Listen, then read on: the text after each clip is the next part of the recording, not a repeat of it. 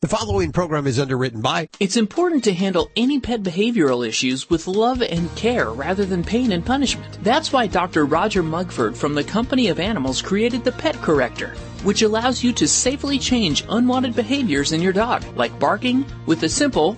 Order yours today at www.companyofanimals.us. Celebrating the connection with our pets. This is Animal Radio, featuring your dream team, veterinarian Dr. Debbie White and groomer Joey Villani. And here are your hosts, Hal Abrams and Judy Francis. She's going to be on today? Today, yes, she is. She is such a hottie. You know, I love that show. All I do is just call her up and ask her, hey, Elaine. You're connected, you know? Yes, and she says she would love to come on and talk to us. Unbelievable. Elaine Hendrix will be joining us. You guys know Elaine Hendrix? Apparently, yes. I don't know her. Well, I don't know anybody, but Judy knew. Judy has a huge Rolodex. Wow. I just pick her up and just call her cell. She is in Sex and Drugs and Rock and Roll, which airs Thursday nights at 10 p.m. on FX. I just got into that show about 3 weeks ago, and I said, Don't we know that lady? Yes, didn't we have her on? She was back on in 2013. She was talking about the pet matchmaker then. She's like actress and activist. She's huge. So I got to ask, do I get to put requests out for some hotties Mark Wahlberg or Matt Damon? Okay. Yeah, I get to do? Just send me the list. And, okay. And what about Josh? I always get his last name. Josh Duhamel. Josh Duhamel. Yes, yeah. yes. He's dreamy. I know, we need him back again. Okay, there you go, ladies. Let's answer some phone calls. First, what are you working on over there in the newsroom, Lori? Oh, sorry to put a damper on things, you guys, but talking about, Cecil the Lion and everything that's come out because of that happening in Zimbabwe, baiting. And we'll take a look at some of the baiting laws around the country. Hey, Warren, welcome to the show. Thank you. What's going on? I have a 16-year-old cat that I adopted after he got hit by a car. I saw him get hit by the car. He lost the ability to urinate and defecate on his own. I have been expressing his bladder for 16 years. Wow. I'm going through a contentious divorce. My wife was supposed to learn to express his bladder so he could stay at the house. I am in an apartment now, and pets are not allowed in the building. So I can't take him with me. And she has since reneged on learning to express his bladder. So I've been boarding him for a couple of months now, trying to find a solution so we don't have to euthanize him. Oh, my goodness. What an amazing story. I mean, that is such a period of time to manage a pet with a neurological injury. That's amazing. I commend you for all your hard work there. You folks did a story on him back in 2006. It's still online. It's the June 24th episode in 2006. And if you search on Rambo Wetzelberg, spelled Wetzelberg, the story is there with some pictures of him. Anyway, that's my situation now, and I'm trying to find a solution so that I don't have to euthanize him. Yeah, well, as far as logistics, to me, sounds like that's kind of the biggest thing, is who's going to be the primary caregiver. Well, I imagine at this point you've exhausted all of the medical approaches to try to manage his neurologic problem with his inability to control his urine and stool. So I don't think that's not necessarily the question that you have. You're asking what you should do to find a caregiver for him. Is that correct? That's what I would like to do, is find a caregiver or an organization that takes animals in, Rambo's situation and doesn't euthanize them. Yeah, well, I think a lot of the support and rescue groups are going to be quite regional, that you would need to tap into for a special needs pet. Now, if there was someone else who could take over his care, there might be some other medical things or surgical steps that we would look at trying, and I haven't done it myself, but I've heard of pets that can receive a long-term cystotomy tube. So, they can have a tube going into the bladder under the skin and be a way that a caregiver can, if they're not comfortable expressing the bladder, that they can empty the bladder, 2 to 3 times a day. That's just a medical solution, and it's not always for every pet, because there's a lot of complications with that kind of equipment. So I don't know as far as where I could necessarily direct you outside of your local channels. Most of the things that I can assist you with would be, more of finding groups that can help with more of hospice or palliative care. And there are different groups in every community that provide these kind of things. Sometimes they're limited to veterinarians that do at-home euthanasias, but in other situations there are veterinarians or veterinary caregivers that will come to the home for pets that are either in terminal or with chronic illness. So I don't know if that might be an outlet for you, but it's called the International Association of Animal Hospice and Palliative Care. The abbreviation is IAAHPC.org. So you might check that out and see if they have resources or maybe connections to folks within those different rescue groups that might be able to help you out. Okay, that was IAAHPC. Yes, IAAHPC.org. Okay. Goodness, I feel for you. That's a horrible situation, and I hope that you do make a connection with someone who can provide the care he needs, because that's such an amazing thing to overcome. Okay, well, thank you for this suggestion. I'll pursue this. Well, best wishes for you and Rambo. Yes, from all of us here at Animal Radio, Warren, thank you so much for calling today. 1-866-405-8405. Hi, Joanne. How are you doing? Hi, I'm doing fine today. How are you? Good. Where are you calling from? I'm calling from Clinton, Iowa. Clinton, Iowa. Okay. I listen to KROS. Oh, well, we love those guys over there. You have such a sweet voice, too. I like that. You probably hear that all the time, though. You. So how can we help you today? Well, I have been, I live in a village cooperative, and I feed the dogs that are here. And one person said their dog died from canine carryout. Canine I see carryout? nothing wrong with that. Yeah. Now, is this in reference to something that's been circulating in social media by any chance? Yes, it is. And I'm wondering, is that so? That is not truthful, is it? I have not. No. What are you guys talking about? Okay, so there's a story that was posted on someone's Facebook page where they were cautioning people on the antifreeze that is in the product, the dog treat called Canine Carryouts. And what it is, it's misinformation, unfortunately. I'm so glad that you called about this, because this is an opportunity to dispel bad information that you find out on the internet. Mm-hmm. So it is true that the product does contain a product called propylene glycol. And propylene glycol is FDA approved. It is a food additive. It's also in cosmetics. It's in different drugs. But it is not the same thing as ethylene glycol, which is the toxic antifreeze. So that's a totally different type of product. And actually, in a lot of the pet-friendly antifreeze products, you'll find propylene glycol for that reason, because it's the safer choice than ethylene glycol, which is the bad one. So no, I would have to say that, while there may be propylene glycol in canine carryouts, it does not cause the type of kidney problems that we see in typical antifreeze. Is it? I mean, you don't give them so much at one time. Is that correct? It's more of like a treat for the animal.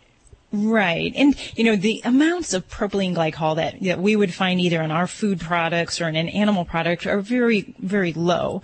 And while there can be certainly some concerns for people that, might have, allergies, eczema, or if they consumed a large amount of it, the small amount that we acquire in our food products is really negligible and of no concern.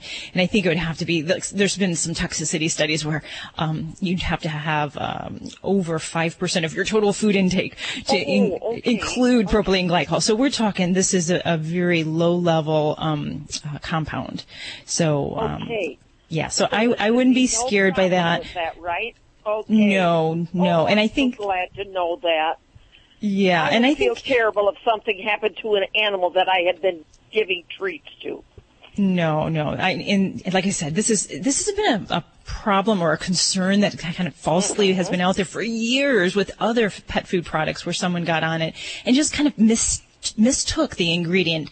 And it is easy. Propylene glycol, ethylene glycol sounds so similar, but very different types of molecular structures, and they really just very different in how they could affect the body. So I'm glad to know that that's okay because these animals here love it. Well, good. And I kind of hate to take it away from them, I understand. You don't want to do that, especially around here. You wouldn't want to mess with the treats because the animals... Well, and I would feel terrible if I killed an animal. Yes. I mean, I'm just an animal lover, and I would feel horrid if I gave them a treat and they, succumb to it. I thought, I got to find this out. So. Well, good to know now. Good information to have. I'm very glad you helped me with that, so thanks a lot. Thanks for calling Joanne from listening on KROS in Clinton, Iowa. The number's 1-866-405-8405. This portion of Animal Radio is underwritten by those fine folks over at World's Best Cat Litter. As a cat lover, I love my cats. If you have cats, you love them too. The one thing that I think we have in common is we don't like to buy cat litter all the time. And that's why I'm telling you about the concentrated power of World's Best Cat Litter. Even a small bag will last you 30 days. I get mine at Target, Walmart, and even my local grocery store. Let's go to Keith. Hey, Keith, how you doing? Hey, pretty good. How you doing? Good. Where are you calling from today? Actually, Mount Pleasant, Iowa. I'm just pulling into a Walmart distribution center. I'm a truck driver, so... We love ourselves some OTR. What's going on with your animal? Oh, she's 13 years old, very vibrant still. She's a large border collie, kind of big boned for a border collie. She has hip problems right now, and I'm kind of worried and wondering what I can do to help her. Okay. Now, you're saying she's big boned, so is that a nice way of saying she's overweight? Well, no. She's, for a border collie, her prime weight when she was young, or she came off a cattle farm in Texas, is 60 pounds. For a female, that's large for a border collie. The males generally ran around 70 pounds. Okay. I'm not giving you grief here, Keith, but, definitely weight management is the number one thing that pet owners can do, that you can control to make sure your pets are having the best mobility they can. So if she's in good weight, perfect. But if for other dogs that might not be in good weight, before I go to drugs and medicines, I'm going to really push to get weight loss because that's the number one thing. So, are you currently using any remedies, any supplements, anything for her at this time? I threw the glucosamine stuff at her. I was just more wondering, do they have, because she's 13, she was a Frisbee dog all her life, jumping up and down. And, at 7, the doc told me that she was going to have hip problems. And I'm just wondering if there's she's having a real hard time getting up and down all the time now. If there's anything I can do to alleviate the pain. The weight is under control, but she's still in pain. Okay. I can tell, Yeah, and in her age group, I'll tell you, I have a 13-and-a-half-year-old lab, and I'm going through the same thing. And it depends a bit on the degree of discomfort that we're having. If we're getting slow getting up and down, there's a little bit more effort to her movements. Dogs aren't going to cry, so I'm not looking for that. I'm looking for the slow, purposeful movements that they do. And if we're seeing that, then I may just add in one medication. I may try something as simple as a joint support with a pain medicine. My own dog, I'll tell you right now, I have her on 5 different things because we're losing function. We're losing the benefit of these different medicines. So we'll need to find a spot for your dog somewhere within that, I'm assuming. So a joint support, absolutely. Put her on a glucosamine product. And even beyond that, there's hyaluronic acid supplements that can be given in the injection form or even in the liquid form. So that can help. It's a low-level thing, so it's not going to help that pet that has really really horrible arthritic hips and be the only thing that's going to fix that. So we're going to add in other things. My own dog, I have on tramadol, which is an opioid-like pain medicine, which is very nice because it has low side effects and it's tolerated really well. And then I added in a non-steroidal pain reliever for my dog, and there's many out there. You'll need to talk to your vet about this, make sure that, she's healthy, she's got recent lab work. But a non-steroidal pain reliever is really important for a dog that's got a lot of arthritic problems, a lot of joint discomfort. There's only so far that supplements will go for those babies, and that's where my doggy's at. Beyond that, I'll even add in, there's a medicine called gabapentin, and I just recently added that to my dog's regimen, and it's really helped her quite a bit.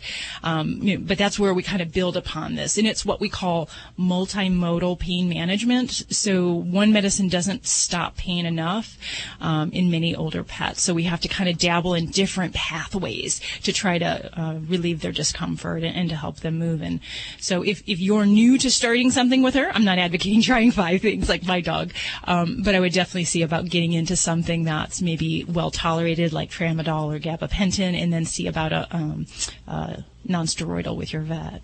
I appreciate that. Do they make a cortisone injections when it gets, down the road? Yeah. Eventually your quality of life's going to come down to where she will have to be put down to understand that. But, she's just so full of life. I don't see that happening in the next 5 years. Yeah, I know. Exactly. I'm going through the exact same things. The tail's wagging, the jumping and the running for balls is still going on. So, for cortisone injections, they're really not the best thing when we're talking about managing pain. We can, if there's a particular joint, we'll sometimes give it intra-articular injection of cortisone, kind of like people. But if we're not doing those other steps that I've mentioned, that would be my first line therapy that I would try that.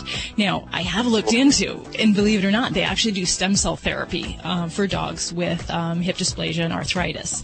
So that's something, but it's a little bit more of a surgical procedure and probably not, routine use for, the average pet owner.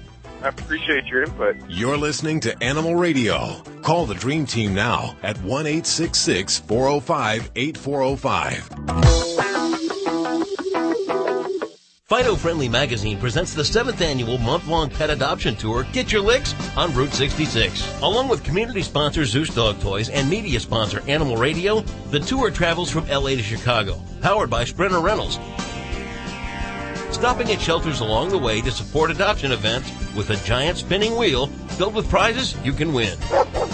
Log on to Get Your Licks on Route66.com to find out where the tour stops near you. You might just find your new forever friend. Did that get your attention? That's how it works on your dog. Correcting undesirable behaviors. It's important to handle any pet behavioral issues with love and care, rather than pain or punishment. The Pet Corrector allows you to safely change unwanted behaviors in your dog, like excessive barking, stealing food or shoes, or chasing people and dogs. With a simple, you can stop all these problems. Find out more at www.companyofanimals.us and get the dog you've always wanted. Right, Max? Like the taste of fresh apples? Try an Angry Orchard hard cider. At Angry Orchard, we believe in tradition. That's why we use apples from a 100-year-old orchard. It takes 2 apples to make each bottle of Angry Orchard. So raise a glass to a time when apples were best served in a pint glass. Angry Orchard, when you're looking for something a little different. Crisp, refreshing, and not too sweet. Just like me. Angry Orchard hard cider. Branch out. Angry Orchard Cider Company, Cincinnati, Ohio. Drink responsibly. Did you know canine caviar diets are formulated with common health concerns in mind, such as diabetes, cancer, and kidney disease? You see, canine caviar uses low GI carbs, which reduce hunger and prolong physical endurance. Free of GMO, gluten, hormones, steroids, and antibiotics, canine caviar's 5-star dog and cat foods are the only alkaline-based foods in the world, and that promotes a healthy lifestyle for your furry family. Find out more at caninecaviar.com.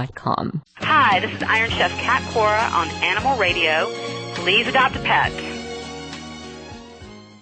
You're listening to Animal Radio. Find us at animalradio.com. Log on, learn more.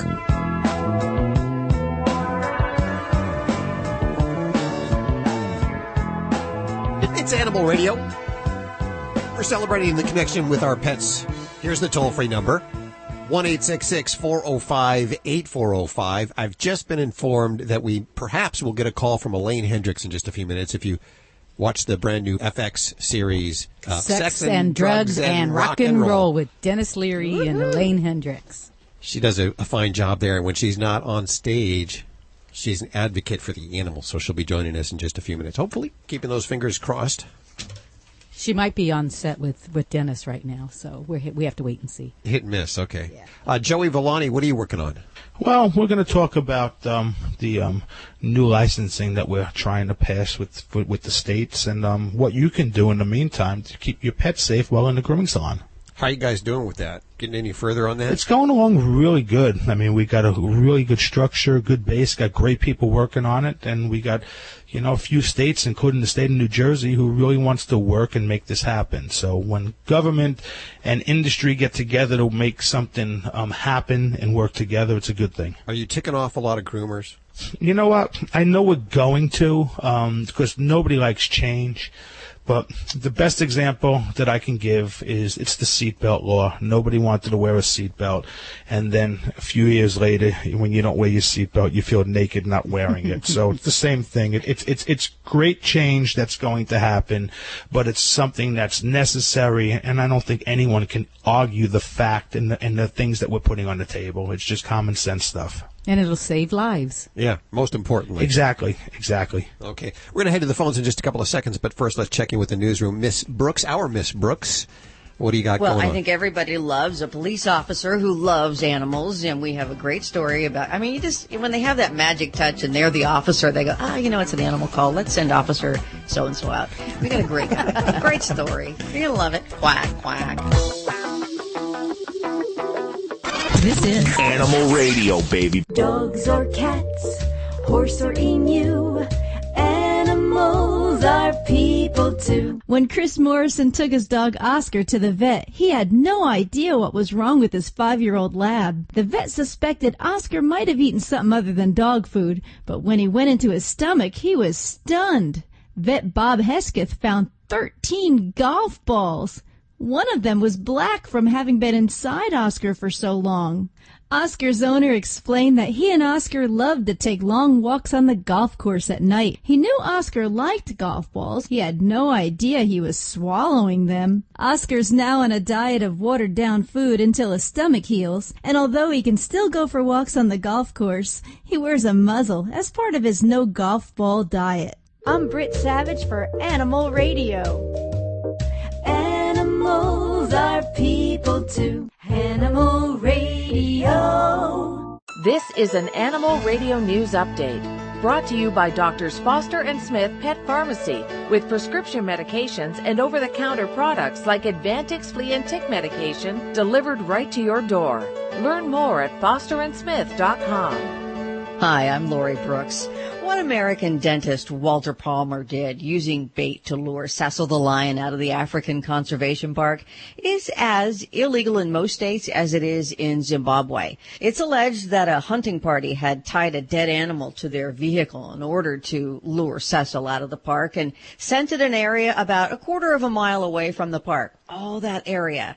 So let's look at this from our perspective in the United States. Take one state. Nebraska, for example, has banned the baiting of big game animals for about a decade and banned the baiting of birds or fowl for about 30 years. So it's got a law that's pretty standard in that hunters cannot hunt within 200 yards of any location where there is bait. And meaning bait, that's any kind of food material or mineral even that might attract a large animal. But in Texas, where most of the deer in that state live in brush where they are hard to see, baiting for deer in Texas is a very common practice. But in Nebraska, where it's illegal, it's still only a Class 3 misdemeanor with a fine of $125. Not much. So if you missed this story in People magazine or on social media, be sure to check it out. Artist Mark Barone is painting the beautiful portraits of 5,500 shelter pets that were euthanized. Each portrait represents one of the 5,500 dogs lost to America's kill shelters system daily. There is a video on Mark's latest painting, which gave me the chills when I saw it on Facebook. It's on the project's website. It's called anactofdog.org, where you can find out more on how to help and see some of those pretty great portraits. A hungry skunk whose head was stuck in a yogurt container found its hero in a Rochester, Michigan police officer. Now, luckily, this incident, which was caught on videotape, has a great ending. Can you imagine knowing this, being this officer and knowing that you're going to go head to head with a cranky skunk that is running around in circles? Luckily for the officer, it worked, and he did not get sprayed. But apparently, this guy's pretty good with animals, too. As I did some research, there's a picture on the department's Facebook page of the same officer rescuing baby ducks from a storm drain. I'm Lori Brooks. Get more breaking animal news anytime at animalradio.com. This has been an Animal Radio News Update brought to you by Doctors Foster and Smith Pet Pharmacy. With everyday low prices on products like Quellin and Rimadyl delivered right to your door with a 100% satisfaction guarantee. Learn more at fosterandsmith.com.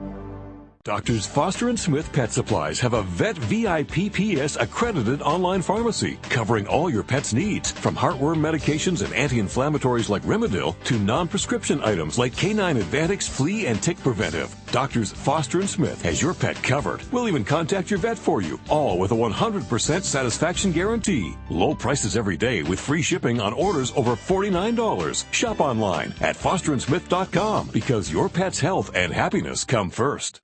Stella and Chewy's believes that selecting the best food is one of the most important decisions an owner can make for their pet. They believe that pets thrive when they're fed the same diet they'd get in the wild. Dogs and cats are carnivores, and meal mixers are a quick and convenient way to mix a little raw nutrition and great taste into their diet.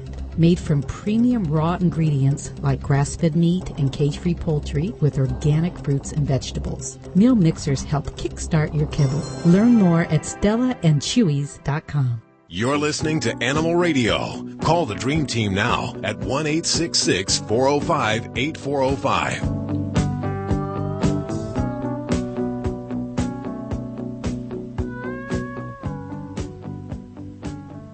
It's Animal Radio, celebrating our connection with our pets. The toll-free number, 1-866-405-8405. And we'll head back to the phones in just a couple of seconds. But first I want to visit with Melanie Monteiro. She's the author of the Safe Dog Handbook. Hey, Melanie, how you doing?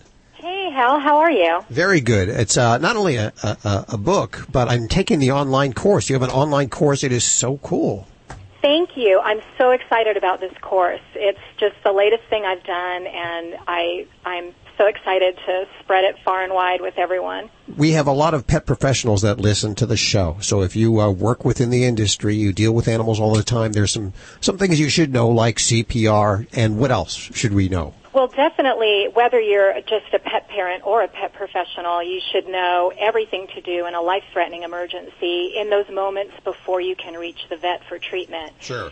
There are certain things where you may not, you have to react before you get to the vet, such as with CPR, choking, many cases of heat stroke, a car accident. So in creating the course and, of course, with my book, my goal with everything I do is just to arm pet parents and pet professionals with the skills and the knowledge and the confidence they need to respond to these types of life-threatening emergencies in those critical moments before they can reach the vet. I think this is awesome. I do a lot of pet sitting and dog walking, and I've tried to make it out to these courses, but whenever they have them in my area, it just hasn't worked out. So this is nice that I can take it online. Now, is there any kind of a certification or anything if I do complete the course? Yes, there's a certificate of training that you get when you complete the course. A little icon will pop up where you can download your certificate that will have your name and the date of completion. And this is one of the reasons why I was so happy to put it out there for all the pet professionals and people that might not even live in an area where there's a hands-on training course near you. So what I've done is I've basically taken all the things that I teach in my hands-on workshops, and I've put them into this video-based course where I use real dogs, real adorable dogs, and along with my mannequins, and it's all shot on video. So, and it's broken up into 36 individual lessons. So not only can you take it from home on your computer, you can also take the lessons just bit by bit individually whenever you have time to complete the whole course to get your certificate. So that's the main thing that I think is so great about having access to all this. And the vets are loving it too. It's been veterinarian endorsed. I worked with some of the top experts in the country, some of the top veterinarians on getting everything exactly right for these demonstration skills, like with the CPR and the choking. So I'm thrilled to have it out there. Well, I'm really excited as a veterinarian just to have you discussing these type of topics and making that so accessible, because really those first few minutes in a lot of just basic emergencies, those minutes really count. And I saw that you actually even touch upon bloat, which is an often misunderstood situation in large breeds. Yes, the bloat lesson was one of the ones that I actually made that one available for a free preview to anyone who visits the site to check out the course, because, it's amazing. I worked with an Akita rescue group that actually had accidentally videotaped a dog bloating. And bloat is one of those things that if you've never seen it in person, it's very hard to realize what's happening to the dog, and as we all, we know that every moment counts, and it's extremely life-threatening. You have to get to the vet immediately. So Akita Rescue made this video available to me to share in the course so students can actually watch a dog bloating. And I'll say right now, the dog made a full recovery. Oh, good. They were able to rush him to the vet. I'd never put anything up there sad. It's a great learning tool. The dog, what happened was they were actually had just rescued the dog, so they were filming him for the website, and he started exhibiting all these signs, and since he was an older blind dog, they thought maybe he was just disoriented or, they weren't quite sure. So they realized after a few minutes what was happening, and they rushed him to the vet. But meanwhile, they wound up with this amazing video that shows all the signs of bloat, and then the vet narrated the video to point out all the signs as you were seeing them, and it just came together to be a beautiful lesson to help people learn all about bloat. Wow, I am so excited about taking these courses. I am doing it right now, in fact, and which means it's suitable for all levels. If Hal can do it, anybody can do it. There's 3 hours of content, and I like the fact that there's unlimited reference access, so I keep coming back for that. The course is usually $60. I have 10 to give away right now at 1-866-405-8405. Especially important if you're within the industry and you deal with a lot of dogs and their lives are dependent upon you being able to give them CPR. Because I'm ashamed to say that I don't know CPR, but I will by the end of the week. I will. Don't be ashamed, Hal. Just view the lesson, of course.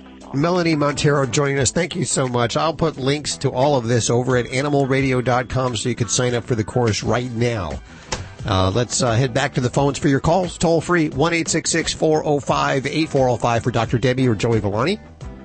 Well, this portion of Animal Radio is underwritten by Pet Playgrounds. They make the safest and most reliable real dog fencing system in the world. A Pet Playgrounds fence is a real physical fence. But you know what? It's almost invisible. It's the most effective and affordable way to protect your dog. Listen closely. For Animal Radio listeners only, use the code Animal Radio at checkout and save 10%. This isn't just for dogs. If you have a cat, too, I encourage you to visit the website, petplaygrounds.com. And thanks, guys, for underwriting Animal Radio. You're listening to Animal Radio. Call the Dream Team now at 1-866-405-8405. This is Greg Biffle on Animal Radio, and remember to spay and neuter your pets.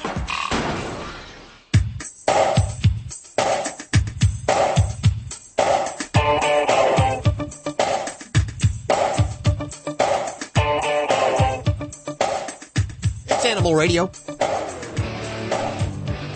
Don't forget you can ask your questions from the Animal Radio app for iPhone and Android. It's a free download thanks to those folks over at Drs. Foster's and Smith. Also, you can get the latest news, like the latest recalls, all kinds of stuff from that app. It's a cool app, and it's free, so download it now. But you can also ask your questions by calling 1-866-405-8405. Let's head on back to the phones. We have Alan on the phones. Hey, Alan, how are you doing? Doing good. What's going on in your world? My dog, Daisy, my girlfriend's dog, Daisy, and my dog, Daisy, she has a personal thing, like a P-word, if you know what I'm meaning. Oh, okay. Yeah, she has her monthly cycle, or her twice-a-year cycle, I should say. Yeah. Is it only twice a year? Really? Yes. I did not know that. Yeah, don't they get off easy, man? I don't know how that goes, Judy. Yeah, that's not fair. So your dog is having her heat cycle. Yeah. And what about that? What's your question? Is that a good thing or a bad thing? Well, I mean, it's nature, and this is exactly what is meant to happen as far as in preparation for pregnancy. Now, for dogs, if she's a pet and you're not intending to breed her, the best thing that I actually recommend is to get her spayed, to have the surgical sterilization done, so that not only so she doesn't have heat cycles, because it's more than just the bother, although, I think many women would agree that the surgery would be well worth it. But as far as by having her spayed, we're also protecting her against a lot of other reproductive diseases. And one of the biggest ones is a condition called pyometra. And it's an infection that happens in the uterus, in the reproductive structures. And it's very serious. It can be totally be prevented by spaying. So it would be a very good measure for your dog to prevent that type of thing, as well as all those cancers that can happen in an intact female dog. And that can be done, surgery can be done while she's in heat. Some folks opt to wait till they're out of their cycle just to minimize complications. But either which way, I think that will be the best way we can ensure you don't have to deal with this and that we can keep her in top health. So, time to get her spayed, okay? Okay. Okay, there you go. Thanks, Alan, for your call. 1-866-405-8405, toll free to the Animal Radio Dream Team. You're listening to Animal Radio. Call the Dream Team now at 1-866-405-8405. We have one phone line open, it looks like, at 1-866-405-8405 for your calls about your pets, for Dr. Debbie or for Joey Villani. Hopefully you have your Wacky Wednesday pictures ready to be uploaded to our Facebook page this Wednesday. And the one with the most likes and the most shares picks up awesome prizes from one of our sponsors. And this week we have... From Omega Paw, we have Brew Buddies Brew Chews. What was that? Brew Buddies Brew Chews and Brew Buddies Brew Sticks. You should have seen her in the hallway just before this break. Brew Buddies Brew Chews are beer bottle shaped treats made with malted barley. Just like in your beer. Yes, they're beer bottle shaped treats. And then the Brew Buddies Brew Sticks, they're just soft and chewy sticks. They're also made with malted barley. But not only are they yummy and they're fun because they're shaped like bottles, they help clean your dog's teeth too. This so can't they're be safe. good. And there's no alcohol involved. No alcohol. They're not getting drunk. No. So if you're going to grab a beer, don't give it to your dog. Give them a Brew Buddy Brew Chew, a little bottle-shaped dog treat that will help clean their teeth as well. I'm intrigued, engaged, a little scared at the same time. Say that fast 3 times. Brew Buddies Brew Chews. That's hard. Brew Buddies Brew Chews. Yeah, it was. You don't have to give say you credit on that one, Judy. That is talent. You don't have to say that 3 times fast to win that. All you have to do is upload your wacky pictures. Well, it could be you saying that. It could be a wacky picture. That would be funny. Your wacky pictures with your pets, I must say, not just your... you taking a selfie or anything like that. We want your pets in the pictures, too. And that happens over at our Facebook page every Wednesday. That's why we call it Wacky Wednesday. How cliche. Welcome to the show, Tony. Hi. What's going on? I'm calling because my daughter had originally 2 dachshunds, and then she had a litter of 5, then went on to have, and she kept them. Then she went and had another litter of 5. So she had a total of 12, only gave 1 away because she doesn't have the heart to give any of them away. Oh, why?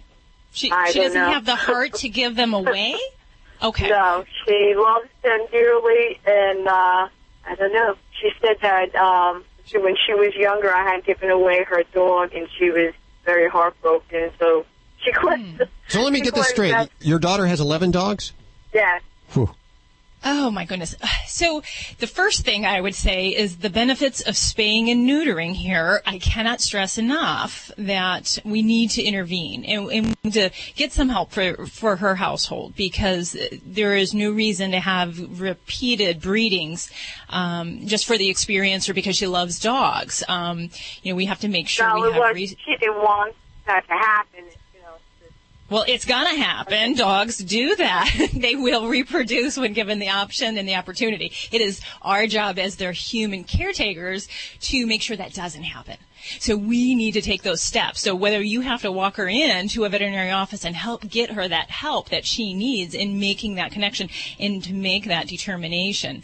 Now some people might be able to keep 11 dogs and to care for them appropriately, but my general feeling is that that is too many dogs for one household, unless you have support. Now, Octomom and, all those people who have multiple births can attest that you need help to take care of that many beings, whether they're human or animal. So that would be my concern. So, we need to... She does have, sometimes, she has people come in, but I'm still totally against it, and I can't seem to, talk her into giving any away.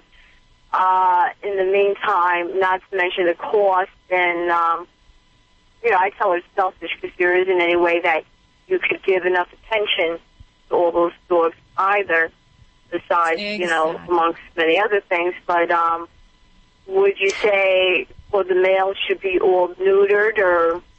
Absolutely. That is probably the easiest place to start, is to get those boys taken care of. Now, rather than the females, right?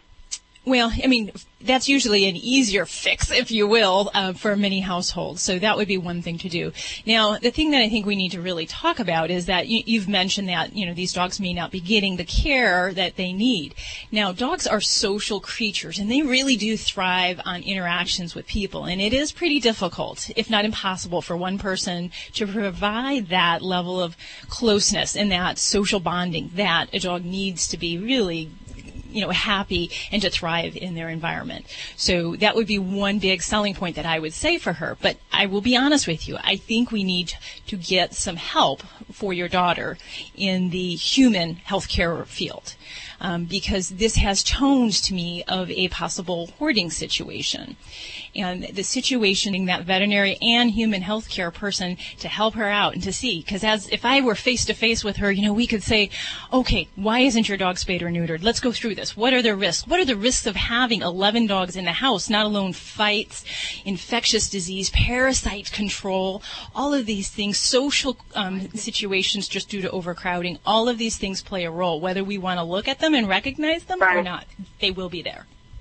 Right. Parasites is something I also read that, the owners, the humans, can, contract them from their pets as well. Absolutely. I don't know how prevalent that is. What's your take on that? Yeah, absolutely. It is totally possible. So, and that's why there's communities that have animal ordinances. There are regulations, so you don't have 25, 40 dogs because it's hard to meet their needs, and it can be a human health care risk.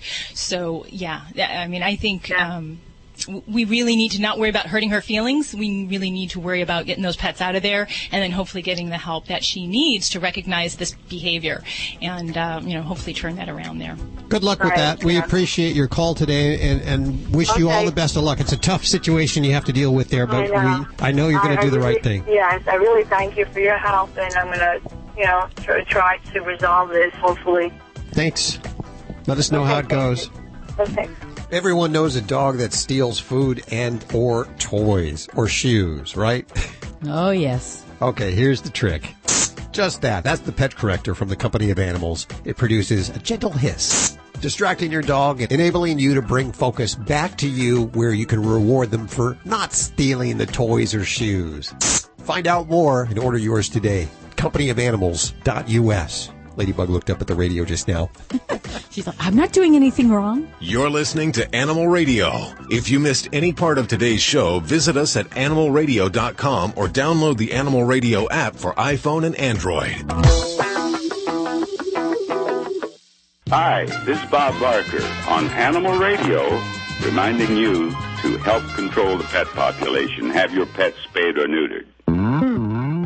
Celebrating the connection with our pets. This is Animal Radio, featuring your dream team, veterinarian Dr. Debbie White and groomer Joey Villani. And here are your hosts, Hal Abrams and Judy Francis.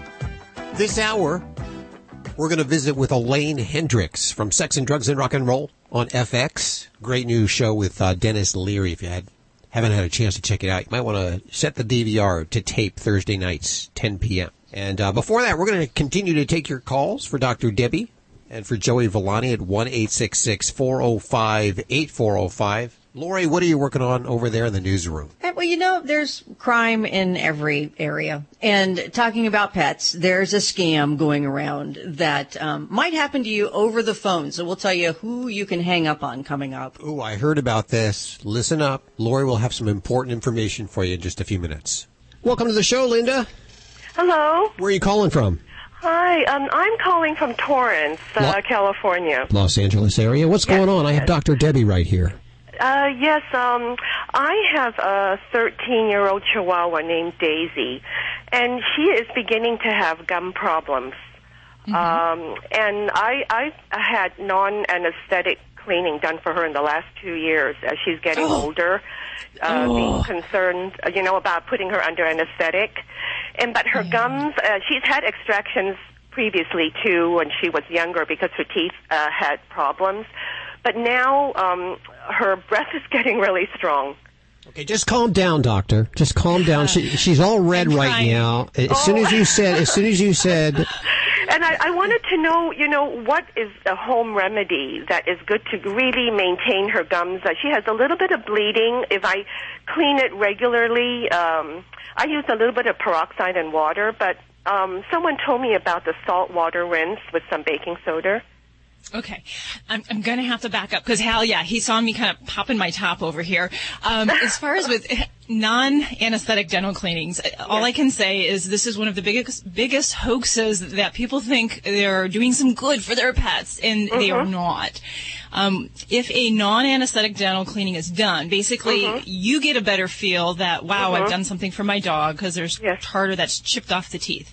Yes. But the reality is that does nothing for the true dental disease, which lies under the gum line, which is where periodontal disease really brews. So when you talk about odor and you talk about bleeding gums, those are hallmark signs of periodontal disease. So I never recommend people to do awake dental cleanings. In many cases, if these are done at grooming parlors or pet events, they're done by non-licensed personnel. So it's kind of the equivalent of going to your hairdresser and asking her to do an eye lift for you or doing Botox. And truly, in my eyes, this is jeopardizing the safety of a lot of pets. Because you are missing out on those opportunities to really intervene and do some good to try to turn around that dental status there. So what are your thoughts on an older pet being under anesthetic? It really depends on the individual. I'm a very cautious practitioner, I can tell you that. But when I have an older pet and we have advanced dental disease, I look at the pet as a whole.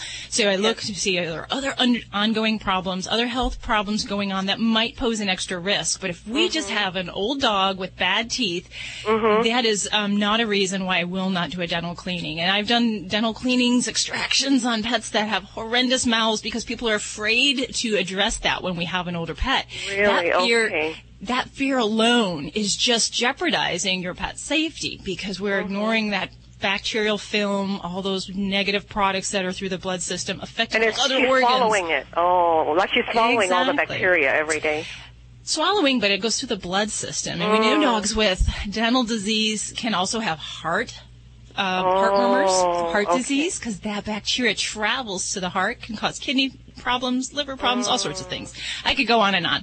But kind of going back to your question, if I had your pet here and I was examining them, if all we found was dental disease in an old baby, I would consider it, especially if we've got a lot going on in that mouth. And there are many dogs that once we address a really nasty, rotten mouth, deal with that, extract the rotten teeth, get them on antibiotics, get things healed up, and many times they'll feel better.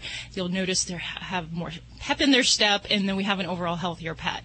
So there is some value to that. Now, some of the things you asked about what you can do at home, like a home remedy. The number one thing that pet owners can do to maintain your pet's health is brush their teeth. Okay.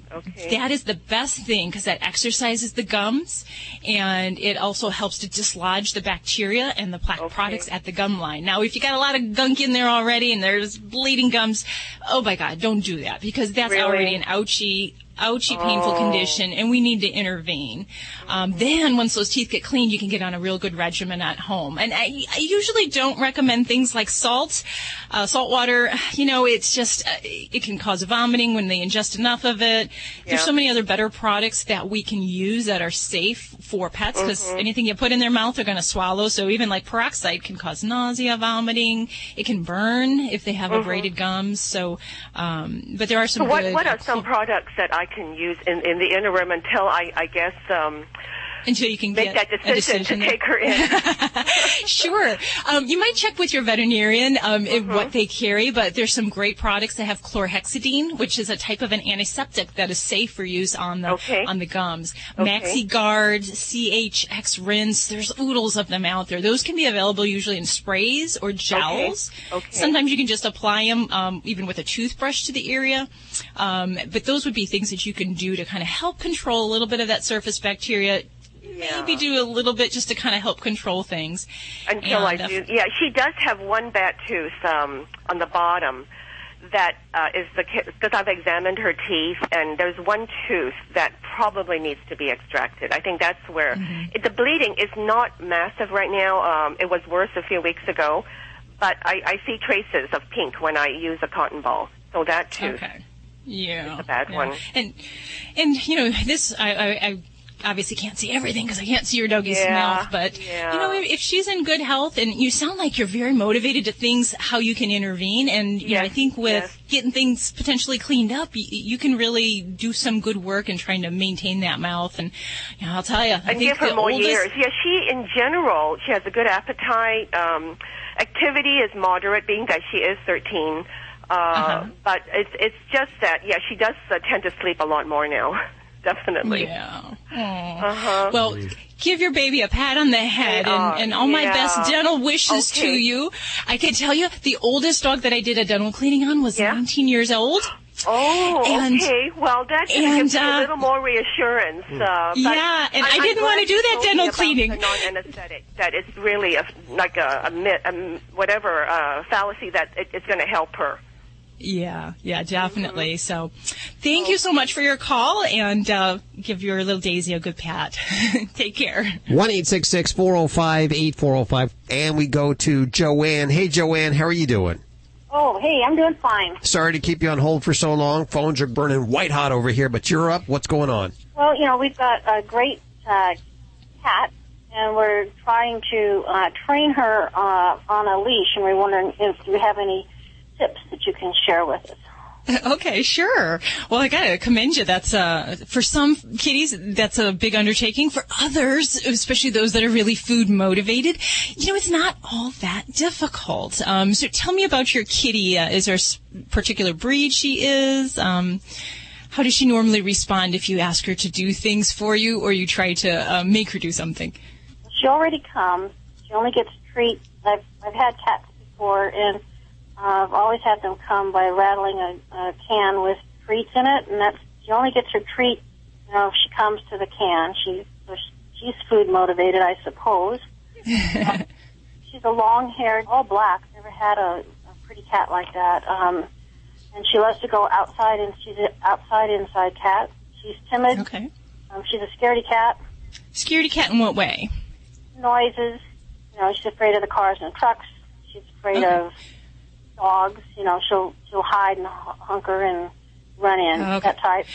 very cautious. Because all of those things that you're saying, Joanne, are going to kind of play into whether or not she's going to be a good candidate to do this, and if we're going to expect her to really take to it and enjoy it.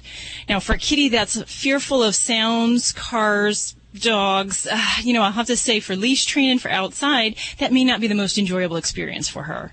And you really have to kind of look at what she wants to do, and if she doesn't want to do it, it's going to be harder to convince her to do that. So if it's something like walking around the backyard, if you've got a nice long property, something like that, this might be a reasonable thing to try to see how she does without all those distractions and all those other things that can kind of freak her out.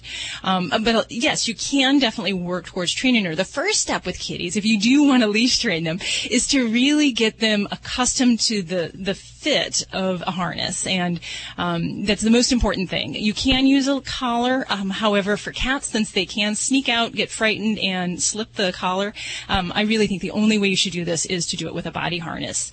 So you want to make sure you get her well fit. So if you're not comfortable with that, see someone at a pet store just to kind of help you with that, so that she can't get her little arm out or slide out.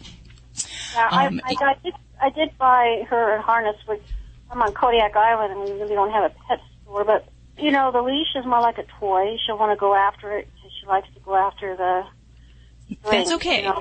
That's okay. We can use that to our advantage, and that's one way that you can have her on the harness, and using, preferably, I didn't even get into that as far as we want to use a light leash, just so cats don't really dig that heavy sensation of that leash, so we want to go with a really light training leash. But you can use that as a way to get her interested in moving forward. And if she wants to chase the leash, just make it a nice long one, and tease her with a little bit, make her play with it, or, get a little feather toy, something like that, to get her interested in moving forward. And that can of treats, hey, that's a great thing to bring that along as well, too. Even to get her to go a few feet is really, that's all we're asking. First, we want her to tolerate the leash in the harness, and then we want to just ask her to take a few steps. And you just work up with time and positive reinforcement with those treats. And, of course, I don't want to see your kitty get chubby, but there is definitely a way. And whether or not in those other situations where she'll really take to this, try to control her environment and do that in a safe, quiet place so that she'll feel more comfy with that experience. Okay, I think I'm going to try it. I think I have patience with her. Yeah.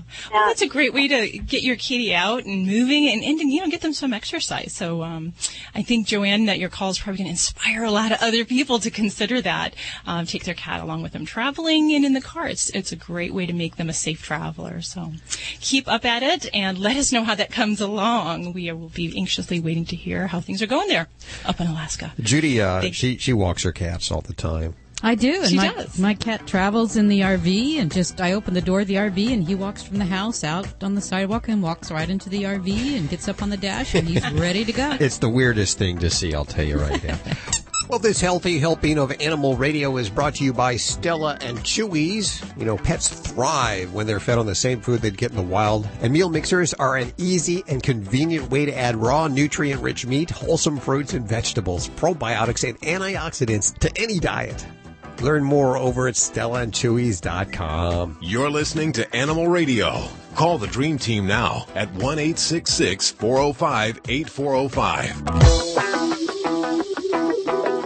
Did you know canine caviar diets are formulated with common health concerns in mind, such as diabetes, cancer, and kidney disease? You see, canine caviar uses low GI carbs, which reduce hunger and prolong physical endurance. Free of GMO, gluten, hormones, steroids, and antibiotics, canine caviar's 5-star dog and cat foods are the only alkaline-based foods in the world, and that promotes a healthy lifestyle for your furry family. Find out more at caninecaviar.com. How strong is Allegra D? It's jumping in a pile of leaves with my kids strong. Allegra D, a fast, non-drowsy antihistamine plus a powerful decongestant that starts relieving your toughest allergy symptoms in 1 hour. Yep, I am going to take that hayride strong. It's breathing free for 24 hours, even after a day of apple picking strong. Allegra D, strong relief for your allergy symptoms, guaranteed or your money back. Visit Allegra.com. Use only as directed. This is Shaquille O'Neal. And the Shaquettes. Reminding you that anytime is a good time. Good time! For the cooling, drying, fresh scent of Gold Bond powder spray. Like after the gym. Or a crowded elevator ride. Or golf. Or working with farm animals. Or a hard day's work. Like sportscasting? You said it, ladies. Stay cool with Gold Bond Powder Spray. Stay cool with Gold Bond. Like the taste of fresh apples? Try an Angry Orchard hard cider. At Angry Orchard, we believe in tradition. That's why we use apples from a 100-year-old orchard. It takes 2 apples to make each bottle of Angry Orchard. So raise a glass to a time when apples were best served in a pint glass. Angry Orchard, when you're looking for something a little different. Crisp, refreshing, and not too sweet. Just like me. Angry Orchard hard cider. Branch out. Angry Orchard Cider Company, Cincinnati, Ohio. Drink responsibly. Hi, I'm Charlotte Ross on Animal Radio. Please remember to spay and neuter your pets. You're listening to Animal Radio. Find us at animalradio.com. Log on, learn more.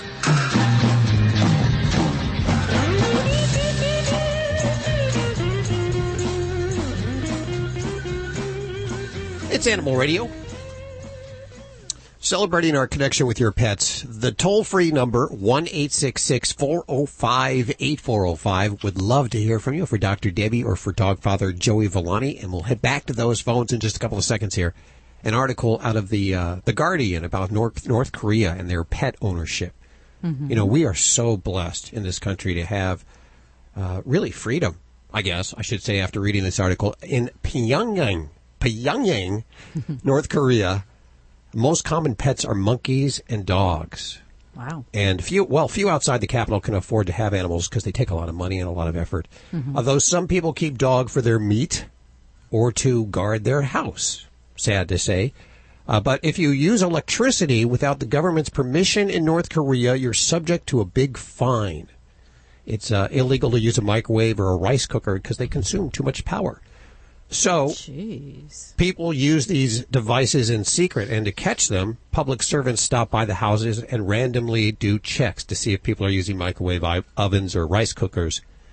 And one day an officer stopped by to inspect a house they were keeping a monkey at. Mm-hmm. The monkey's fine. They could have the monkey, but they couldn't have the microwave. So the family scrambled to hide the microwave before opening the door. And the officer came in. He was kind of suspicious. He demanded that they come clean and admit they had used a microwave oven. Just then, their pet monkey, who had been observing this whole situation, grabbed the microwave from its hiding place and pulled it down in front of them all. The monkey turned him in. The monkey, turncoat monkey, that is. Yes. So, North Koreans are changing to piglets, dogs and piglets. No more monkeys, huh? Yes. Interesting story. I'm sure it'd be a pretty big monkey. Yeah. Well, they could have been a little microwave. That's a chimp. Yes. Yeah. Jeez. Now, I'm sure that story pales in comparison to what you're working on over there at the newsroom, Miss Lori Brooks. Where did you get that story from? The Guardian. Check it out. I'll hear it. He said The Guardian. Big clue. Yes. Such a credible source, Hal. Thank you for sharing that. I've been looking at this story. This is one of my favorite stories of the week. If you're involved in animal rescue, or you have a favorite animal rescue, or you work at a shelter or something, this is such a cool idea that we're going to tell you the story about, and then you can turn around and share it with your favorite fundraising animal people, okay? Because it's a good one. Okay. Yeah, it's a good one. That on the way in just a few minutes, and I understand Elaine Hendrix, we're still waiting to see if she'll call from Sex and Drugs and Rock and Roll. She just texted you? Yeah. She just texted you? Yes, she did. Elaine Hendrix just texted you? Yes, she did. And what did she say? She said she'll be ready in about 5 minutes. Okay, so we're going to speak to her before the show is done today right here on Animal Radio. Stick around. Hey, BJ. Hello. How you doing? Well, I just got unloaded, and now I got to go get an oil change. But I got a question about my dog. Good, because I can't help you with the oil changes. I grew up in a garage family, but I know nothing about it. Yeah, well, it takes 12 gallons and costs a lot of money. I know that. 12 gallons of oil? Yeah. Wow, I didn't know those trucks took that much. Yeah, 12 gallons. So what's going on with your animal? What's going on with your pet? Okay. I had Fuzzball out walking the other day, and he was smelling the ground, and he'd hit like one spot and just stand there, smelling. And I got to wondering, I can drop something in front of him, And he just kind of looks off like, da-da-da, there it is. I drop it in front of my wolf's nose. Gone. Does he have the same... I know that they're supposed to have a certain amount of olfactories in their noses, so they got smellers. Uh-huh. But on a brachycephalic dog like this, I have a Boston Terror rat. Okay. He don't have a nose. Does he have as many smeller spots in his nose as that 9-inch nose on that wolf? That's a great question. We do know that there's differences in the number of olfactory receptors in different breeds of dogs. Now, I probably would say, I can't tell you exactly the numbers, but we know that what some of these different breeds were bred for and what they really develop for down the road, certain breeds, they may have longer snouts. They may have more surface area, and that may mean those are the dogs that perhaps are best for tracking, for scenting. You know, when you look at a bloodhound, or a German Shepherd, you know, these dogs have very large, long noses with more surface area. So, you know, I probably have to look up some weird factoids about how many receptors, but I would say it's fair to assume that they have more than some of the small breed dogs with the short little faces, the brachycephalics, as we call them, because they just developmentally didn't have the need for that. They have the big bulgy eyes, the big gorgeous face, and, you know, that's kind of why they were bred to be close to a lot of the humans. Now, we do know that cats have a much poorer sense of smell compared to dogs, and I can tell you that they have the receptors, I believe, are in somewhere around the 20s, whereas some of the dogs, it's up to like 170 centimeters squared. So my answer is a little vague, it is, but I would say, yes, I believe your boy, your little fuzzball, probably doesn't have the same sense of smell. Good question, BJ. We thank you for your call today. 1-866-405-8405 right now to talk to anyone in the Dream Team. This portion of Animal Radio is underwritten by Pet Playgrounds. They are the makers of the safest and most reliable real dog fencing system in the world. Have you checked it out yet? It can be installed by anyone, even me, on any terrain, even over rocks, tree roots, and uneven land. If you're thinking about a fence or even a cattery for both your cats and your dogs, this will cost less than traditional fences. Listen closely. Use the code Animal Radio at checkout. Animal Radio, and you'll save 10%. Here's their website, petplaygrounds.com. This is an Animal Radio News Update. Brought to you by Doctors Foster and Smith Pet Pharmacy, with prescription medications and over-the-counter products like Advantix flea and tick medication delivered right to your door. Learn more at fosterandsmith.com. I'm Lori Brooks. It can seem like, wild animals are everywhere these days. Deer, foxes, bear, raccoons, squirrels.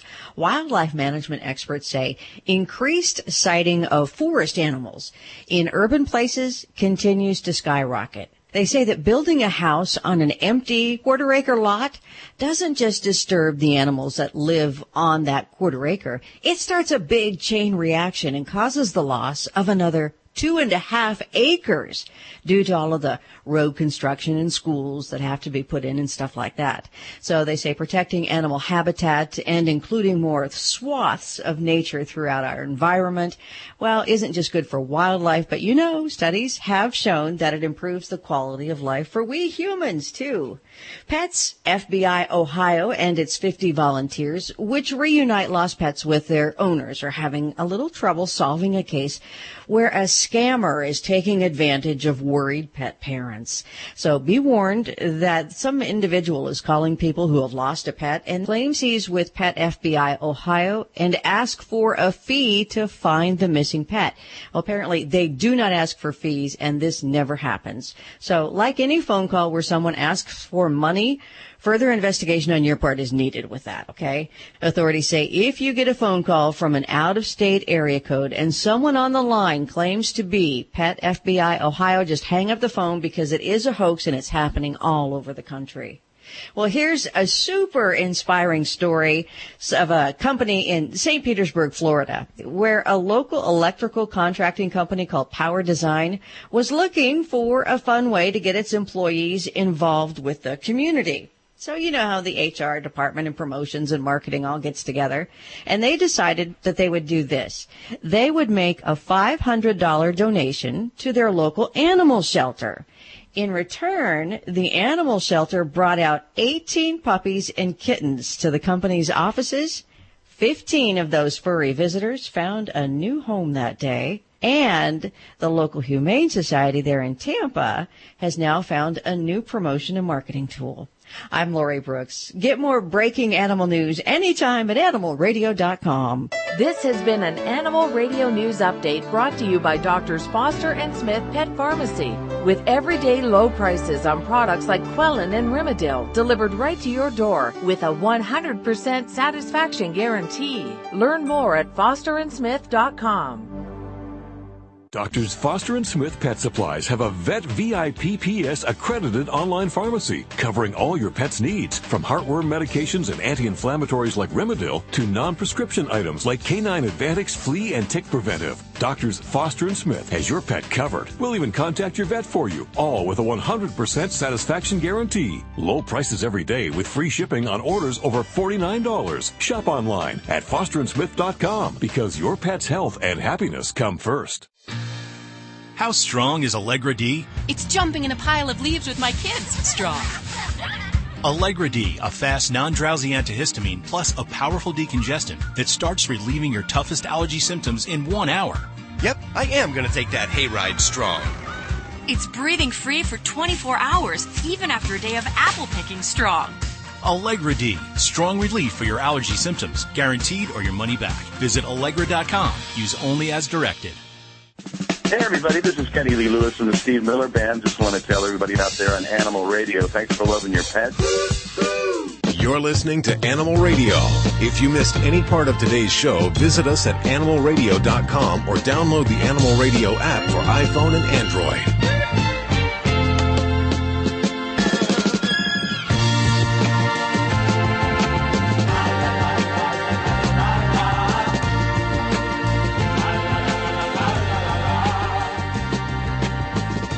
It's Animal Radio, celebrating our connection with our pets toll-free. 1-866-405-8405, and we'll head back to the phones in just a couple of seconds. But first, we're going to visit with Elaine Hendrix joining us. Did we catch you on the set there? Sort of. I'm buzzing around Hollywood. I got to just say, I want to tell you, I love the new series, Sex and Drugs and Rock and Roll. And I caught you last Thursday, and I said, you know what? It's been like a couple of years since you've been on. Let's find out what you're doing lately. How are things going? Well, things are busier than ever, and I love it. You know, my day job as an actress, things are going like gangbusters, and my nighttime superhero job as an animal rescuer, that's never ending, unfortunately. So, life is busy, but life is good. I remember the last time we talked to you, we talked about the pet matchmaker. Are you still doing that? Oh, yes. We have thepetmatchmaker.com, things happening. We launched a podcast this year, and we're getting ready to launch an app. Behind the scenes, the site is giving a whole makeover that we're getting ready to launch. So when we first started about 3 years ago, we launched and we had maybe 25 visitors a month, and now we have over 15,000. Whoa! So so we're growing slowly but surely. It's a little challenging when my life, I can't devote as much time to it as I would love, but every spare second I have goes towards the animals. So, it's a lifelong commitment. Well, now tell us, what animals do you have at home? Do you still have Rossmore? I do. Rossmore is still around. He's an old guy now, diabetic and blind, but sweet as ever. And then I have a new dog through my relationship. I have Bixby, and then I have my girl who I rescued about 3 years ago. I rescued her, the whole litter, and her mom. I had her since she was 4 days old, and she is my soulmate. That's Ellie. And then I have 2 cats. Kimbo and Goody, right? Kimbo and Goody, yes. Goody cornbread. Do they all sleep in bed? Do they hog the bed like my cats do? Oh my God! We'll be laying there, and Kimbo especially. Goody likes to kind of hang around you, but Kimbo likes to hang on you, and so he will sleep perpendicular in bed, and it's like, no, you sleep parallel with the rest of us. You can't have the whole half of the bed. That's not going to work. Well, the question should be, do our pets let us sleep in bed with them? Yeah. and like in the middle of the night, I realized like I'll accidentally pick him, and I'll be like, I'll wake up and go, oh, sorry, and he just kind of looks at me like, oh, yeah, I'm not moving. Oh, I love it. Are you allowed to take any of the animals down to the set? Ellie travels with me pretty much wherever I go. If I'm somewhere longer than usually about 7 to 10 days, if I'm going to be in one location, I will take her with me. And while we were filming Sex and Drugs and Roll, we shot in New York. So she came with me, and Dennis Leary, who stars in it, created it, produces it. I sent him a picture just to say, hey, we've arrived in the city. Can't wait to see you. And he wrote me back, and he's like, that dog better be coming to set. And so Ellie came, and she was our unofficial mascot. Well, I remember, isn't Dennis's wife a big animal advocate also? They both are. They're not necessarily advocates, but they have a farmhouse in Connecticut. So they have horses and ponies and dogs. But you guys do a lot of great work, Elaine, for so many dogs especially. Oh, well, thank you. We touch on all animals, but in our research, we've learned, especially online, the number one researched animal is dogs, and then second to that is cats. But we do feature all animals. We've got turtles in there, and horses, and rabbits, and chickens, and again, we've got kind of something for everyone without watering it down. And we're also in the midst of forming a new rescue team. So to take all of our good work and put it into action out in the world. So I'm very excited about that. Well, check out Super Actress and Superhero Thursday nights, FX, 10 p.m., Sex and Drugs and Rock and Roll. And check out the website, thepetmatchmaker.com. We'll put links to everything you've heard on today's show over at animalradio.com. Thanks so much for spending time with us today. Hey, it's my pleasure. Thanks for having me. You're listening to Animal Radio. Find us at animalradio.com. Log on, learn more. This is Animal Radio. Dogs or cats, horse or emu, animals are people too. Oh, what a beautiful ring! Is it a diamond? A sapphire? A cat? While most owners go for the traditional grave in the backyard or a cremation urn, some owners are having their pets made into jewelry. Paperweights, crystals, and jewelry have all been created by Life Gem, a company which can turn a doggy into a diamond for about $2,000 to $25,000. Other owners opt to keep their pet's ashes in a thumb-size urn so they can take it with them wherever they go. You can even get a huggable plush toy filled with your pet's ashes. It's all just a way of showing that dog is man's best friend, or maybe diamonds are a girl's best friend, or maybe a little of both. I'm Britt Savage for Animal Radio. Animals are people too. Animal Radio. Hi, this is Doug Ray of the Marshall Tucker Band, and forever you'll always be listening to Animal Radio. Keep loving those pets.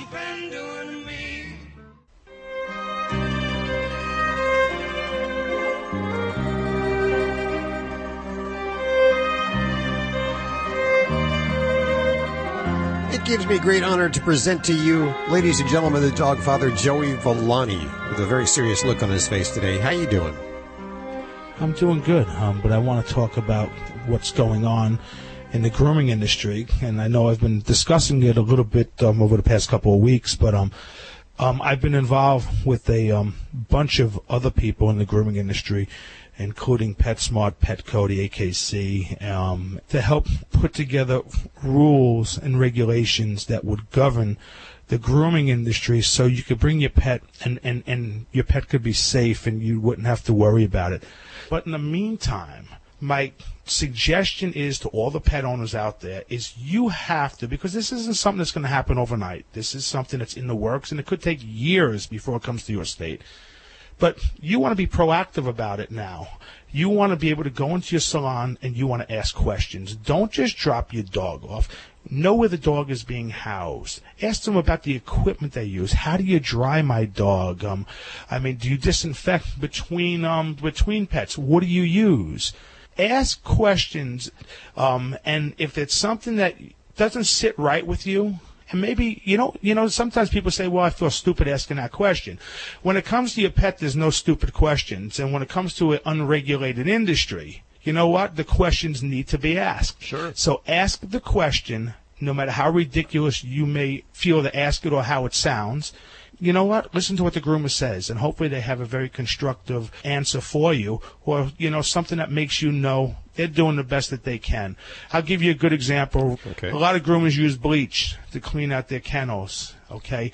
But the bad thing about it is as soon as they wipe it out, they put the pet right in. If you put your head inside of a kennel that was just bleach and tried to breathe, it's very difficult. Now, I'm not saying that's going to cause long-term problems, cause death, but it's uncomfortable. Okay, so you want to know what's the method. After the bleach, do you go in? Do you wipe it down? Do you let it dry? So go in, talk to them, see where they house them, see if they walk your dog. Say, do you take my dog out? See what they use. If they just use a regular leash and collar, that's not acceptable. You need to be harnessed, or you need to have a slip noose on it so they can't slip out. And where do you walk my pet? I mean, that's another thing. Dogs carry parvo. If you're walking in the general public, well, I don't know what my dog is sniffing around. And if you don't, if you're one of these people like me, my dogs don't leave the backyard. And when I walk them, we don't let them just go anywhere. And if you are that person, make sure they're doing the same thing.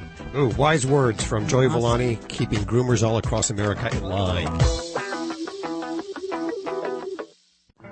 You're listening to Animal Radio.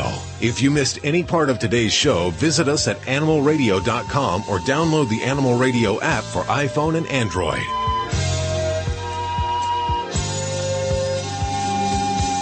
Don't forget to check out Dr. Debbie's books, Yorkshire Terriers, Shih Tzus, Pugs, Mini Schnauzers, How to Be Your Dog's Best Friend. They're available over at Amazon as a Kindle book, and I have links over at animalradio.com too.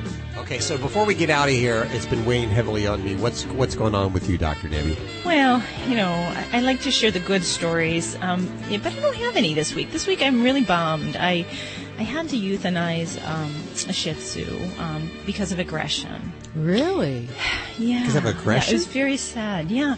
And we had been battling this for most of his life, and all of the efforts, all the different therapies were not working, and the family finally had to make a very difficult decision. And I just thought, as sad as this is, this is an opportunity for us to talk about this, in that a lot of times aggression is triggered by fear, and anxiety dogs have in unfamiliar situations. So, if you're getting a dog, adult, puppy, maybe, it's so important to take advantage of really their sensitive periods, or what we kind of call their social periods.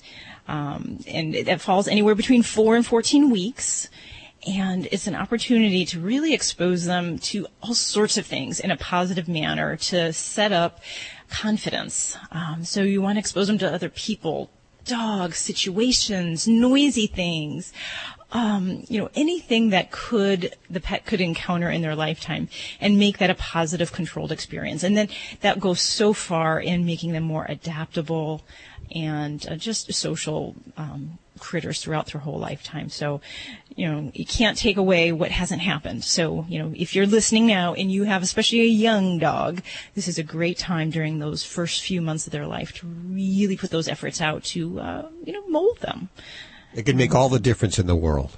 It really could. The number one reason pets are turned into the shelter are due to behavioral problems. What a good factoid, though. 4 to 14 weeks? 4 to 14 weeks, yeah. And, it's really increasing. The change is now that veterinarians and pet professionals actually, the research is that it's better to get puppies into puppy socialization classes as early as 8 weeks. We used to say, wait till you get all your puppy shots done. And it's just, if it's in a controlled indoor environment that can be disinfected, it's actually very minimal chance of infectious disease. And the benefits of becoming a well-socialized, trainable dog far outweigh that risk of infectious disease. So, and I did that with Nikki. She was in at 10, 11, 12 weeks of, social classes. That is good information to know. Hi, Jenny. Hi. How are you? I'm doing absolutely wonderful. I hope you are. Splendid. Now that I have you on the phone, where are you today? Well, right now I'm in South Georgia. South Georgia, okay. I have Dr. Debbie right here, and hopefully she can help you. Yes. Well, hi there. We're on our way to pick up a rescue Boykin Spaniel. We are going to adopt her. Yes. Kind of an unusual breed there. Well, my husband's had one before because he's from South Carolina. Oh, well, that makes sense. Yeah, for those that don't know about a Boykin Spaniel, tell us a little bit about. We know that they're like a hunting type dog, kind of like a spaniel. They were specifically bred for upland bird hunting and also retrieving ducks in South Carolina. They are. If you take them across the border, though, they can't do that, right? If they get into North Carolina. Well, I sincerely hope so because we live in North Carolina. Oh, okay. Well, all Hal needs to know, they're a gorgeous chocolate brown, so that's all he needs to know. Okay. And so what do you have going on with this hair or dog? curly hair? Does yours have curly hair? I don't know. I haven't seen her yet. I've just seen pictures. Okay, so you're going to adopt her, and what's the deal? Well, we contacted the Boykin Rescue organization, and they have paired us up with this dog that met most of our specific needs. And she's 5 years old. She was not an abused puppy at all. But as I said, we've never met her.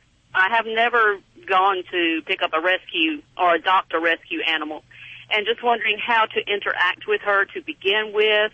And then tomorrow we're going to be on a 11 to 12 hour trip back home in the car. Okay.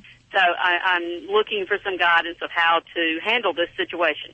Definitely. And this would be a situation where a lot we're going to learn when we meet the doggie and how her personality is and how gregarious she might be with new people. So I kind of let the dog set the pace, but some general guidelines would be to definitely take it slow with the introduction process. If you're picking her up and pretty much traveling almost, within a couple hours, you don't get a lot of time to really get her used to you before we put her in the car and travel. But general guidelines would be just to give her a little time, use treat and reward systems for anything that we're doing, getting her into a crate, getting her into the vehicle, getting her acclimated to you or any other people that she's going to have contact with. But it is going to be a little fast track since you're traveling and heading her back. If we had the option to use something like a pheromone collar, I would like that. And those are the hormone scents that basically it's a non-smelling scent hormone that helps to calm dogs, and this would be a great use for that. It's not a medication. It's something you can just put around the dog's neck and it releases kind of a calming hormone. So that would be a very nice thing. As far as traveling wise, some will go back to this doggie's what she's used to. If she is used to being crate trained, it'll be so much easier for you to get her home and to be less stressful because she'll have a comfortable space that'll be her den. She will be familiar with that situation, and those 10 to 11 hours may be a breeze. So that would be good. Do you know if this pup is, or this dog is kennel trained? She is, and she is housebroken. Good. So, yeah, I'd say that all is going to be very favorable for your trip back. And just every couple hours, I make sure, we stop for potty breaks. Okay. Thanks so much. I appreciate the information, and I enjoyed your radio program so far today. It's the first time I've listened to it, but I will be a frequent listener. Well, thank you so much for joining us. It has come to an end once again. So sad. Thank you, Elaine Hendrix, for joining us. Be sure to get your fix of Animal Radio all week long over at animalradio.com and download the Animal Radio app. That's what I'm thinking about. I know what's on your mind. Your Animal Radio app right now because it's free, and it's for your iPhone and Android. Have a great week. Bye-bye. Bye. Bye.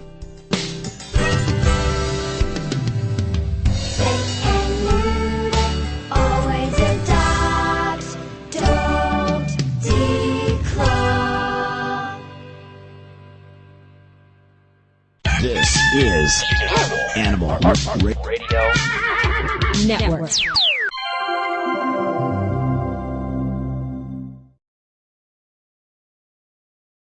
You're listening to Animal Radio. Call the Dream Team now at 1-866-405-8405. It's Animal Radio, celebrating our connection with our pets. Here's the toll-free number, 1-866-405-8405 to Dr. Debbie or for Dogfather Joey Villani. We're going to take a moment right now for a Lucy Pet segment. Joey Herrick joining us from the Lucy Pet Foundation. Hi, Joey. How you doing? I'm doing great. How are you? Well, you know what? I'm reeling still from Super Zoo and, of course, the big trade show, and we got to meet Jack who is Surfing Jack. Surfing I gotta Jack. call him Yeah, Surfing get that Jack. correct, Hal. All dressed up in his Aloha-friendly shirt and sunglasses. And he was so well behaved. Unbelievable. God, my dog would have been running all over the place. What's the story behind Surfing Jack? Well, Jack is an amazing dog, and Jack's story is very interesting because I knew we were going to shoot this commercial for the football commercial for the Super Bowl. So it was on Super Bowl Sunday on Hallmark's Kitten Bowl, but we made most of the top 10 and top 20 Super Bowl websites, and we weren't even on the Super Bowl. But we needed a dog for that. And I also knew there was going to be a shampoo product coming out down the line, so we needed a dog that could do both. So I sent a drawing to the head of the City of Los Angeles Animal Shelter, Brenda Barnett, who is a terrific person, and we actually do spay and neuter for the city and the county of LA. So I sent her this picture and said, I'm trying to find this dog out of a shelter. And so she sent the picture to all the shelters in Los Angeles, and so we started getting, feedback, pictures sent in to us.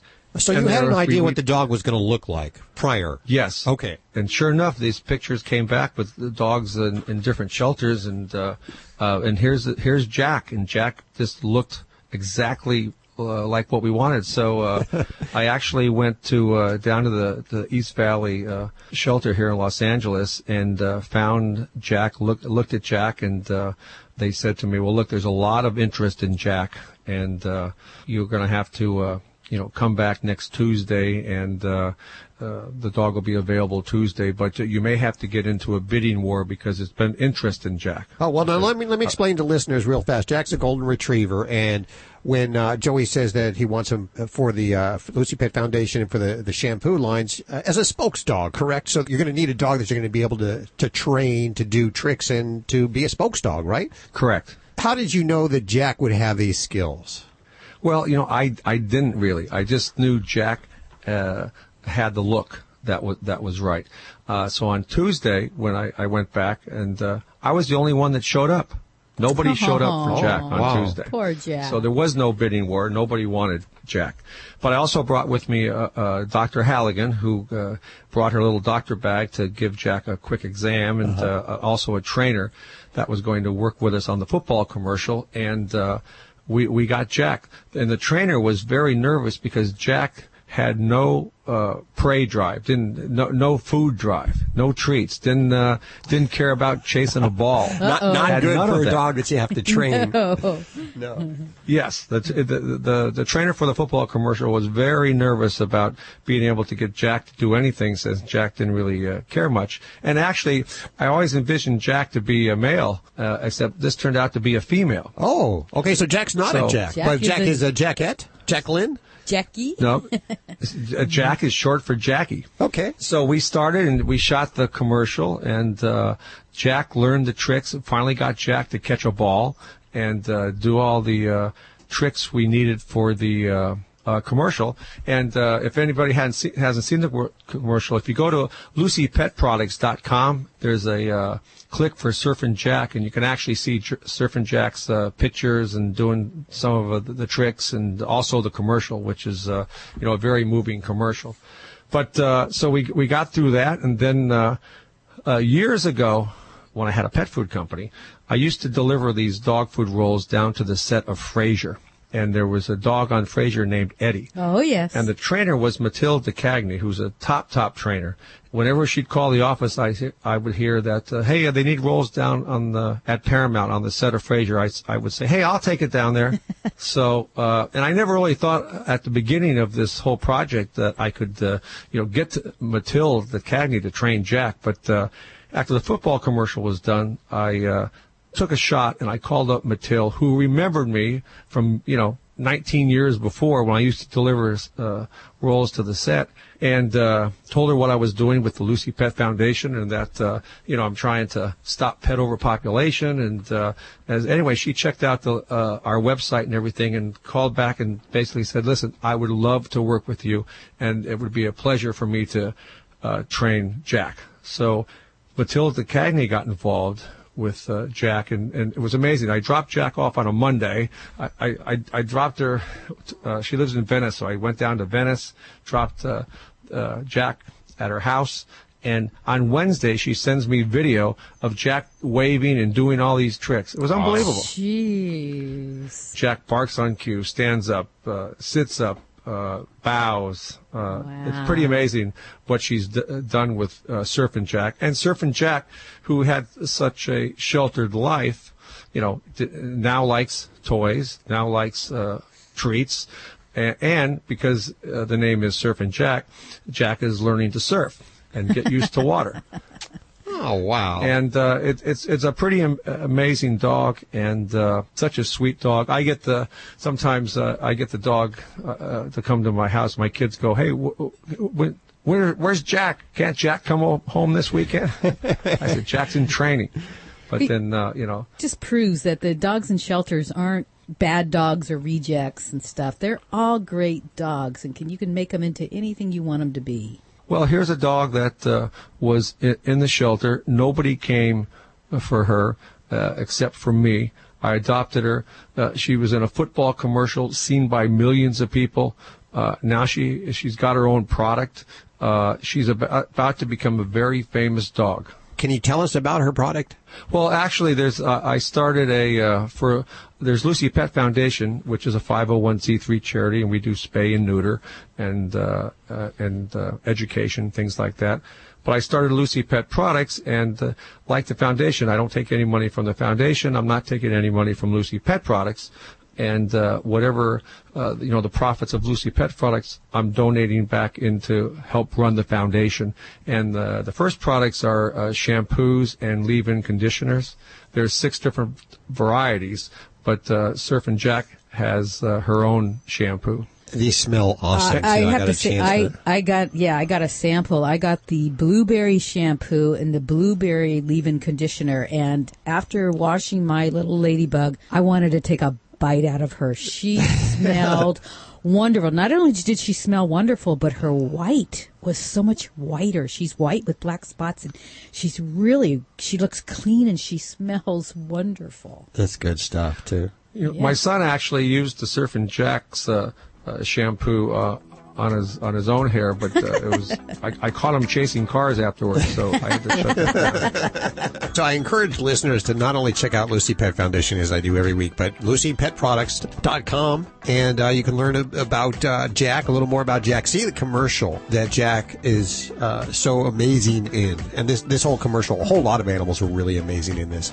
But the big thing from all this is, here's a dog that was in the shelter who now is on her way to becoming a very famous dog, because there's a lot of things going on with Jack. And the dog could have been euthanized. Yep. So instead of being euthanized, here's a dog that's a great, loving, affectionate dog. So it's really go to the shelter and look for more Jacks there. You heard it right there. Joey Herrick on Animal Radio. You're listening to Animal Radio. If you missed any part of today's show, visit us at animalradio.com or download the Animal Radio app for iPhone and Android.